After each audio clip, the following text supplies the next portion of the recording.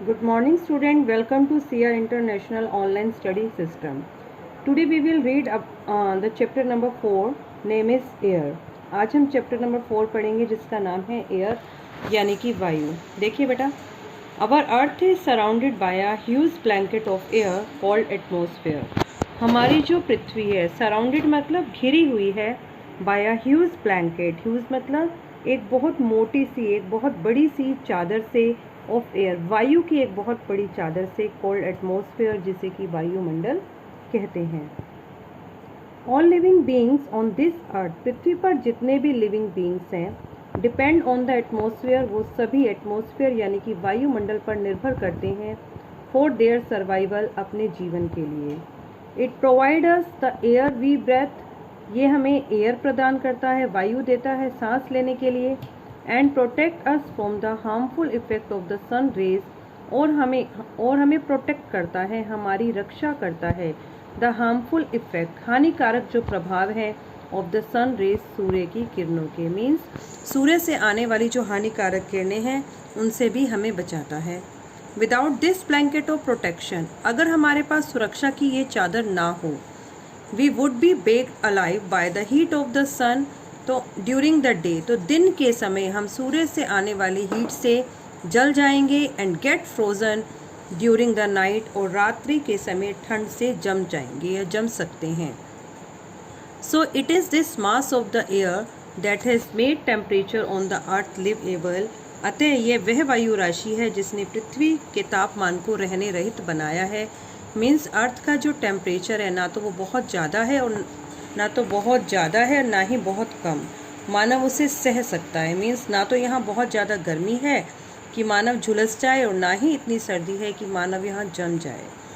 आगे देखिए बेटा, कंपोजिशन ऑफ द एटमॉस्फेयर, वायुमंडल का संगठन. कंपोजिशन मैंने संगठन. Do you know that the air we take in while breathing is actually a mixture of many gases. क्या आप जानते हैं एयर वी टेक, जो वायु हम लेते हैं इन वाइल ब्रीथिंग, सांस लेने की प्रक्रिया के दौरान, एक्चुअली वास्तव में a mixture of many gases, वो बहुत सारी गैसों का मिश्रण होती है. Nitrogen and oxygen are two gases, nitrogen और ऑक्सीजन दो गैसें हैं, which make up the bulk of the atmosphere, दो जो कि वायुमंडल के एक बहुत बड़े भाग को, बल्क मैंने बहुत बड़े भाग को बनाती हैं. Carbon dioxide, helium, ozone, argon and hydrogen are found in lesser quantities. इसमें carbon dioxide, helium, ozone, argon और हाइड्रोजन, ये जो गैसें हैं ये कम मात्रा में हैं, और जो ज़्यादा मात्रा में है वो कौन सी हैं? नाइट्रोजन और ऑक्सीजन. आगे देखिए, अपार्ट फ्रॉम दीज गैसेस, इन गैसों के साथ साथ टिनी डस्ट पार्टिकल्स, छोटे छोटे धूल के कण, are also present in the air, वायु में विद्यमान होते हैं. The pie chart gives you the percentage of the different constituents of the air. ये जो पाई चार्ट आपको दिया है 4.1, इसमें जो वायुमंडल के संघटक हैं उनके प्रतिशत के बारे में बताया है. देखिए ये डायग्राम दिख रहा है आपको, ये हमारा कम्प्लीटली वायुमंडल का 100% दिखाया है. इसमें जो नाइट्रोजन है उसकी परसेंटेज है 78%, ऑक्सीजन है 21%. मीन्स इन दो मेजर गैसेज ने मिलकर 78 और 21 यानी कि 99% को बना दिया. अब बाकी बचा सिर्फ 1%. उस 1% में बाकी सभी गैसें, जैसे कि कार्बन डाइऑक्साइड ये है 0.03%, आर्गन 0.93% एंड 0.04% में बाकी गैसेस जो बच गई, लाइक हीलियम है, हाइड्रोजन है, वे सभी. आगे देखिए, nitrogen is most plentiful gas in the air. Nitrogen जो है वो बहुत ज़्यादा मात्रा में वायु में पाई जाती है.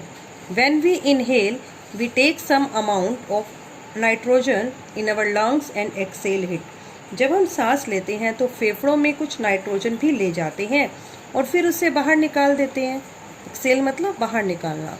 बट प्लांट्स नीड नाइट्रोजन, लेकिन प्लांट्स को, पौधों को नाइट्रोजन की ज़रूरत होती है फॉर देयर सर्वाइवल, अपने जीवन के लिए. They can not take directly from the air, वो इसे एयर से डायरेक्ट नहीं ले सकते हैं. बैक्टीरिया मीन्स जीवाणु, that live in the soil, जो कि मिट्टी में रहते हैं, and the roots of some plant, और प्लांट्स की जड़ों में रहते हैं. Take nitrogen from the air, वो वायु से नाइट्रोजन को लेते हैं एंड चेंज इट्स फॉर्म, और उसके रूप को बदल देते हैं, so that plant can use it, ताकि पौधे उसे यूज कर सकें। Oxygen is second most plentiful gas in the air. जो ऑक्सीजन है वो दूसरी भरपूर मात्रा में पाई जाने वाली गैस है। फर्स्ट जो थी वो आपकी नाइट्रोजन थी 78%, सेकेंड आपकी ऑक्सीजन है 21%।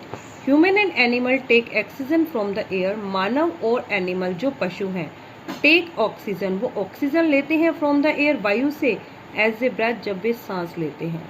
ग्रीन प्लांट्स जो हरे पौधे हैं produce oxygen during the photosynthesis, वो फोटोसिंथेसिस यानी कि प्रकाश संश्लेषण की प्रक्रिया के दौरान ऑक्सीजन को उत्पन्न करते हैं। मीन्स जो हरे पौधे हैं वो कार्बन डाइऑक्साइड को लेते हैं और जो है ऑक्सीजन को छोड़ते हैं। In this way oxygen content in the air remain constant. इस तरीके से जो ऑक्सीजन की जो कंटेंट है इन एयर में जो ऑक्सीजन की मात्रा है एयर में वो समान रहती है। कॉन्स्टेंट मैंने समान।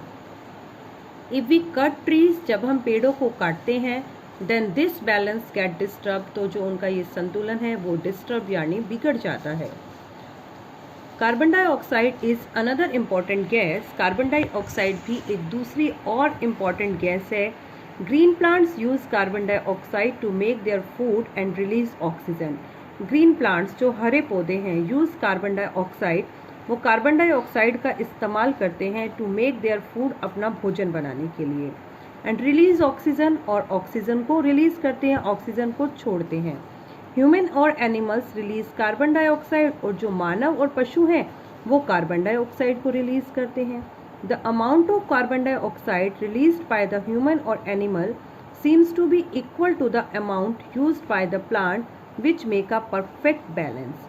कि मानव और जो पशु जो कार्बन डाइऑक्साइड की जितनी मात्रा को रिलीज करते हैं उतनी ही सेम मात्रा में प्लांट उसे यूज करते हैं, तो उनसे एक परफेक्ट बैलेंस बना रहता है। मीन्स जितनी हम वायु से ऑक्सीजन ले रहे हैं और बदले में हम कार्बन डाइऑक्साइड रिलीज कर रहे हैं, जितनी कार्बन डाइऑक्साइड हम रिलीज करते हैं उतनी ही पौधे जो हैं उसे ले लेते हैं, और बदले में पौधे हमें ऑक्सीजन देते हैं, और पौधे जितनी ऑक्सीजन देते हैं उतनी हम यूज़ कर लेते हैं, तो उससे एक परफेक्ट बैलेंस बना रहता है। However the balance is upset by burning of fuel.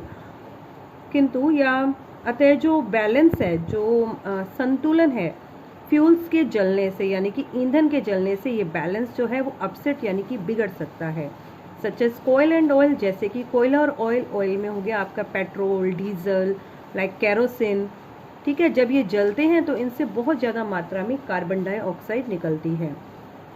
They add billion of ton carbon dioxide into the atmosphere each year. हर साल ये कई टन जो कार्बन डाइऑक्साइड है वो वायुमंडल में ऐड कर देते हैं। एज अ रिजल्ट, जिसके परिणाम स्वरूप the increased volume of carbon dioxide is affecting the earth's weather and climate. जिसके परिणाम स्वरूप क्या होता है कि वायुमंडल के अंदर कार्बन डाइऑक्साइड की मात्रा बढ़ जाती है, जिसके कारण हमारी पृथ्वी पर वेदर यानी कि मौसम और क्लाइमेट यानी कि जलवायु भी प्रभावित होती है। देखिए कार्बन डाइऑक्साइड के बारे में। Do you no carbon dioxide released in the atmosphere create a green house effect bye trapping the heat radiate from the earth. Carbon dioxide वायुमंडल में फैलकर पृथ्वी से विकिरित जो गर्मी है, जो ऊर्जा है, उसे पृथ्वी पर रोककर ग्रीन हाउस प्रभाव पैदा करती है। मीन्स जो सूर्य की गर्मी को हमारी अर्थ अपने अंदर एब्जॉर्व करती है, और सन सेट होने के बाद जब वो गर्मी है, जो हीट है, अर्थ से निकलने लगती है, तो जो कार्बन डाइऑक्साइड है उसे वहीं पृथ्वी पर रोक कर रखती है। It is therefore called a green house gas, and without it the earth would have been too cold and live in. इसी कारण हम इसे ग्रीन हाउस गैस भी कहते हैं, और इसके अभाव में धरती इतनी ठंडी हो जाएगी कि उस पर रहना असंभव हो जाता। मीन्स अगर ये हमारी green house gas means carbon dioxide नहीं होती तो हमारी अर्थ पर सन की हीट को रोक कर रखने वाला कुछ भी नहीं होता, तो सनसेट के बाद अर्थ इतनी ठंडी हो जाती कि उस पर रहना असंभव हो जाता। However when its level in the atmosphere increase, लेकिन जब वायुमंडल में इसका लेवल बढ़ता है due to the factory smoke, फैक्ट्रियों के स्मोक धुएं के कारण, कार फ्यूम्स, कारों के धुओं के कारण, द हीट रिटेन, तो जितनी हीट उसमें होनी चाहिए ना, इंक्रीज रिटेन्ड है, वो इंक्रीज बढ़ती है। The temperature of the earth means जिसके कारण अर्थ का टेम्परेचर भी बढ़ता है। द हीट रिटेन्ड इंक्रीज, जितनी वहाँ की एक लिमिट मात्रा में जो कार्बन डाइऑक्साइड है वो बढ़ने लगती है और वहाँ पर जो टेम्परेचर है अर्थ का वो बढ़ जाता है। This is called global warming, इसे ग्लोबल वार्मिंग कहते हैं, या फिर हम इसे हिंदी में भूमंडलीय तापन भी कहते हैं। This rise in temperature causes the snow in the coldest part of the world to melt, जिसके कारण जो टेम्परेचर है, तापमान है, कहाँ का, coldest part of the world, विश्व के सबसे ठंडे प्रदेशों का जो तापमान है, क्या होता है वहाँ पे तापमान बढ़ने लगता है, राइज हो जाता है, जिसके कारण वहाँ पर जो आइस है वो मेल्ट होती है। As a result the sea level rises, जिसके कारण समुद्र में पानी का स्तर बढ़ता है, क्योंकि जब बर्फ़ की नदियाँ जो ग्लेशियर्स हैं हमारे, जब वो पिघलेंगे तो उनमें वाटर का लेवल बढ़ जाएगा, और जब नदियाँ अपने पानी को समुद्र में ऐड करेंगी तो वहाँ पर भी वाटर लेवल बढ़ेगा। Causing floods in the coastal area, जिसके कारण कोस्टल एरिया, समुद्र के तट पर जो एरिया है वहाँ पर बाढ़ आ जाती है। There may be a drastic changes in the climate of a place leading to extinction of some plant and animal the long run, इसके कारण ड्रास्टिक एक बहुत बड़ा चेंज हो जाता है हमारी क्लाइमेट में, उस जगह की जलवायु में, जिसके कारण एक्सटिंक्शन मतलब लुप्त होने लगते हैं बहुत से पौधे और जानवर। ठीक है, आगे देखिए बेटा। Do you know when the air is heated, जब वायु गर्म होती है, इट एक्सपेंड्स मैंने होता है फैलना, तो वो फैलती है, become lighter and goes up, वो हल्की हो जाती है, एंड गोज अप, ऊपर की तरफ उठती है। कोल्ड एयर इज़ डेंसर, जबकि जो ठंडी हवा है वो सघन है, एंड हैवी, और वो भारी है। मीन्स ठंडी चीज़ जो भारी होती है, जैसे ही आप देखते हैं ना पानी है, जब हम पानी हमारे पास ठंडा है तो वो हमारे बर्तन में रह जाता है, जब हम उसे गर्म करते हैं तो वाटर जो है ना वो आपका इवापोरेट होना स्टार्ट हो जाता है, मीन्स गर्म होकर ऊपर की तरफ उठता है। That is why it tends to sink down, जिसके कारण जो ठंडी हवा है वो नीचे की तरफ आती है। When the hot air rise, जब गर्म हवा ऊपर उठती है, cold air from the surrounding area rushes there to the fill the gap, तो जब गर्म हवा ऊपर उठती है तो जो ठंडी हवा है आसपास के एरिया से उस गैप को भरने के लिए आ जाती है नीचे की तरफ। That is how the air circulation take place, जिसके कारण जो वायु चक्र है वो चलता रहता है।